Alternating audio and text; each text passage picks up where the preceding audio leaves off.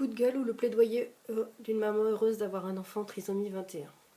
Je suis maman, moi-même handicapée par une maladie génétique rare que j'ai transmise avec mon mari à nos 2 enfants, avant d'être diagnostiquée.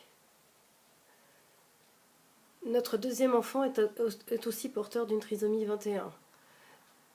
Il a 8 ans et nos 2 enfants sont scolarisés à domicile. Je suis récemment passée en CDA pour les parents non connaisseurs, commission des droits à l'autonomie, commission qui se réunit dans les maisons départementales du handicap afin de définir les orientations pour les enfants handicapés, où on m'a fortement incité à institutionnaliser notre fils.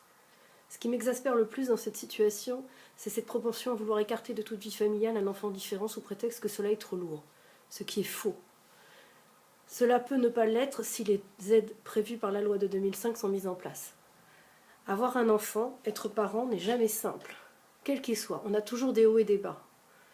Cependant, quand il s'agit d'un enfant handicapé, dire qu'on en est heureux parent fait de nous face à l'interlocuteur soit des gens qui sont dans la déni de la situation, ce qui n'est pas vrai, soit pensant qu'on frise la maladie mentale.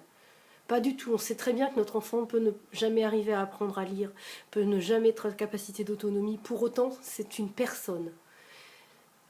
Et à la différence de certains parents qui découvriront très tardivement que leur enfant est toxicomane et que malheureusement son avenir est en psychiatrie parce qu'il a pété les plombs, nous sommes préparés à l'accepter tel qu'il est, avec ses forces, ses faiblesses en tant que personne qui ne se résume pas à un handicap et ni à un cariotype. Et à la petite phrase assassine que j'entends régulièrement « Et vous ne l'avez pas su avant la naissance ?» Sous-entendant « Mais que fait-il là ?» Mais ce qu'il fait, c'est qu'il existe, il est heureux, il nous rend heureux. Et comment demander de plus pour des parents d'avoir des enfants qui vous rendent heureux?